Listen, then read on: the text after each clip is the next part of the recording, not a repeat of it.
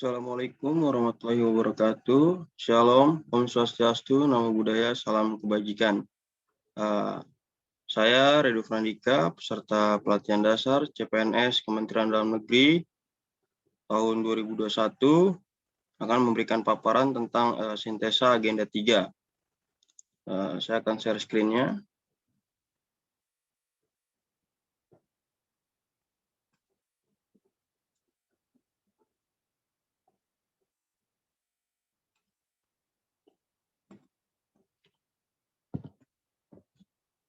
Di dalam sintesa agenda 3 ini, ada 3 yang akan saya paparkan.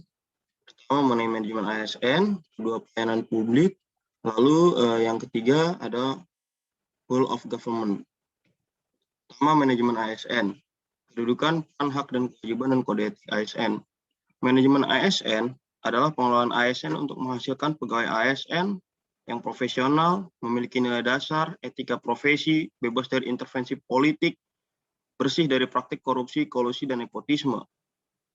Berdasarkan jenisnya, pegawai ASN terdiri dari pegawai negeri sipil dan pegawai pemerintah dengan perjanjian kerja atau P3K.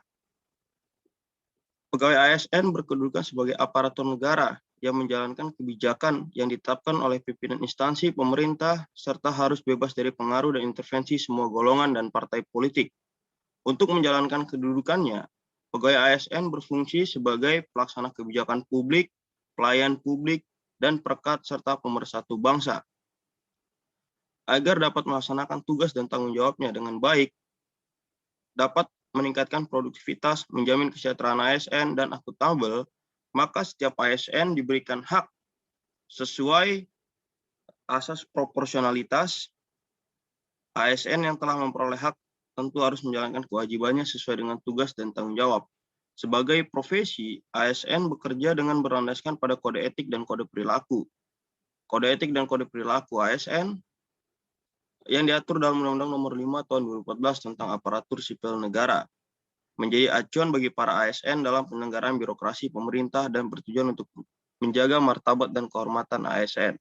Yang kedua ada sistem merit dalam pengelolaan ASN. Sistem merit menjadi bagian yang tidak terpisahkan dalam pengelolaan ASN. Pertanyaan yang sering muncul adalah apa sebenarnya arti sistem merit dan mengapa sistem merit tersebut dibutuhkan dalam pengelolaan ASN. Pada dasarnya, sistem merit adalah konsepsi dalam manajemen sumber daya manusia yang menggambarkan diterapkannya objektivitas dalam keseluruhan semua proses dalam pengelolaan ASN, yaitu pada pertimbangan kemampuan dan prestasi individu untuk melaksanakan pekerjaannya.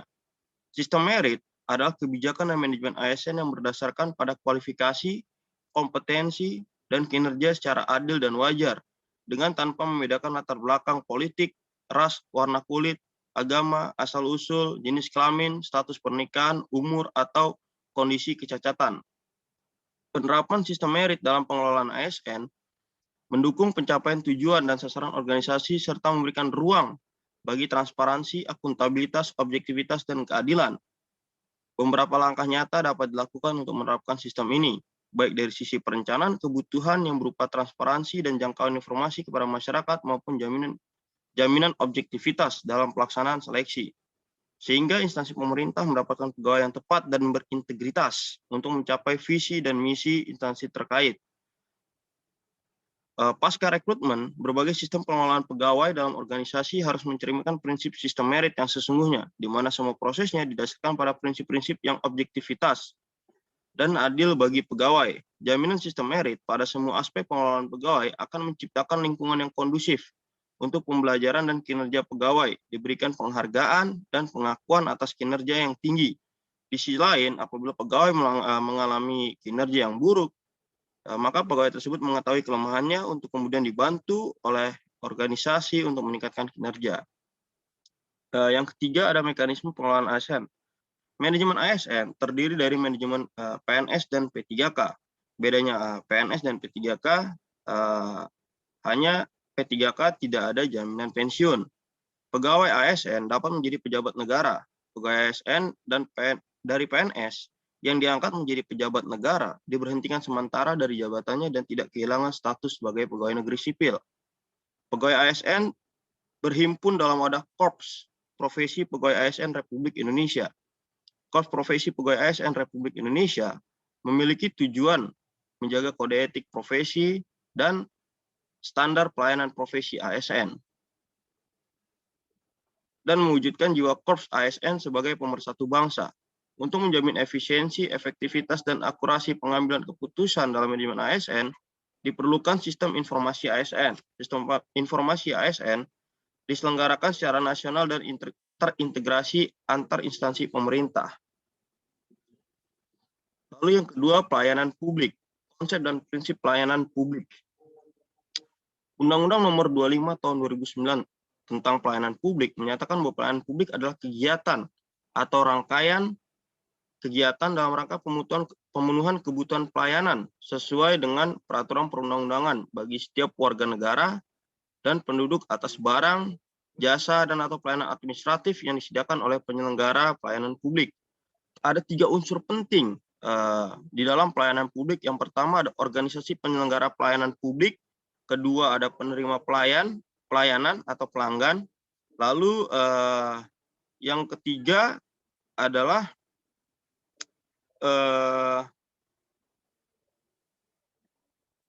kepuasan yang diberikan dan atau diterima oleh penerima layanan atau pelanggan tadi. Itulah kepuasan juga masuk dalam unsur penting di dalam di dalam pelayanan.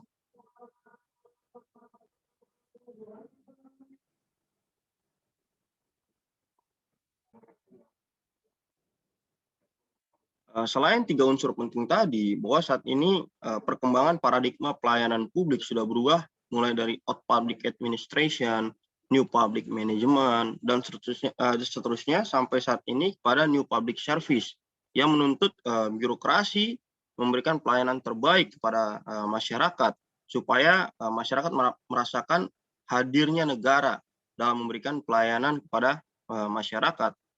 Dalam memberikan pelayanan, tentu ada prinsip-prinsip pelayanan yang baik untuk mewujudkan pelayanan yang prima, seperti partisipatif, transparan, responsif, non-diskriminatif, mudah dan murah, efektif dan efisien, aksesibel, akuntabel, dan berkeadilan. Lalu yang kedua, ada pola pikir ASN sebagai pelayan publik. Hal-hal fundamental dalam pelayanan publik antara lain pelayanan publik merupakan hak warga negara sebagaimana amanat konstitusi. Pelayanan publik diselenggarakan dengan pajak, artinya ada akumulasi pajak dari warga negara. Maka pelayanan publik diselenggarakan dengan tujuan untuk mencapai hal-hal yang strategis bagi kemajuan bangsa di masa yang akan datang. Pelayanan publik memiliki fungsi tidak hanya memenuhi kebutuhan-kebutuhan dasar warga negara sebagai manusia, akan tetapi juga berfungsi sebagai proteksi bagi warga negara.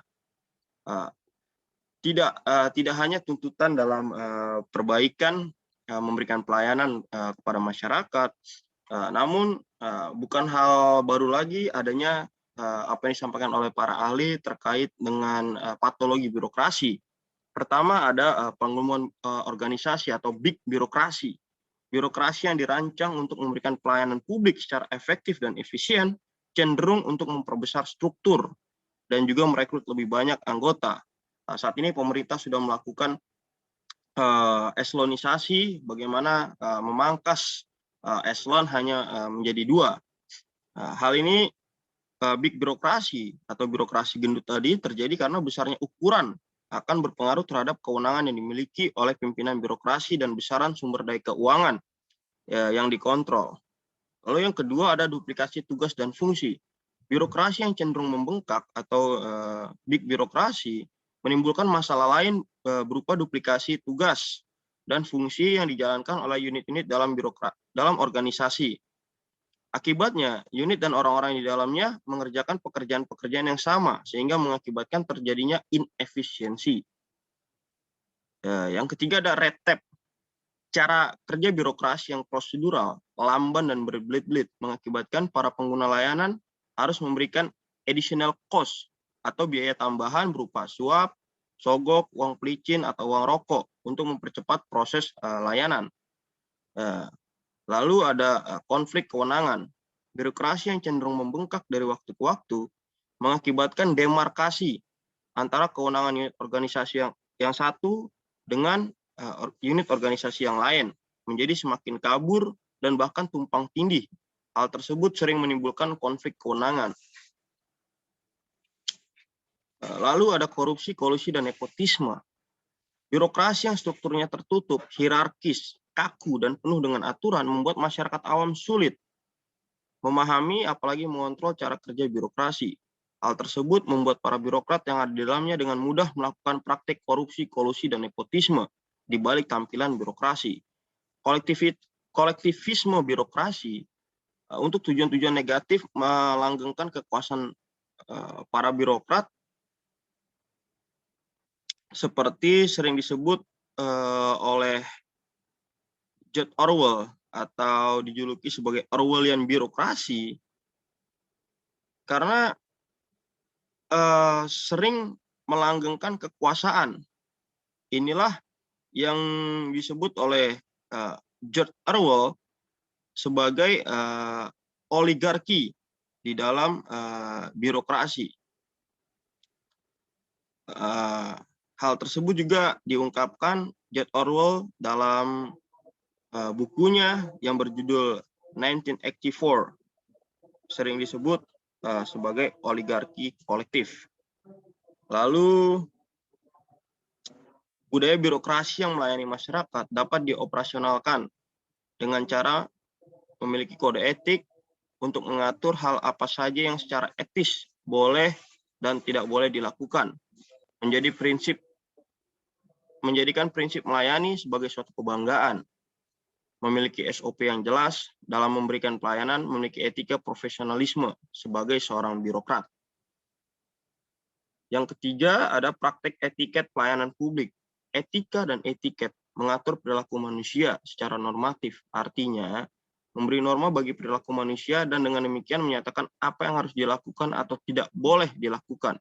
Etiket pelayanan yang perlu diperhatikan oleh ASN terhadap pengguna jasa pada umumnya adalah seperti sikap atau perilaku, ekspresi wajah, penampilan, cara berpakaian, cara berbicara, cara mendengarkan, dan cara bertanya. Beberapa praktik etiket dalam pelayanan seperti etiket dalam menyampaikan salam, etiket dalam berjabat tangan, etiket dalam menerima tamu, etiket dalam bertamu, dan etiket dalam menangani keluhan pelanggan.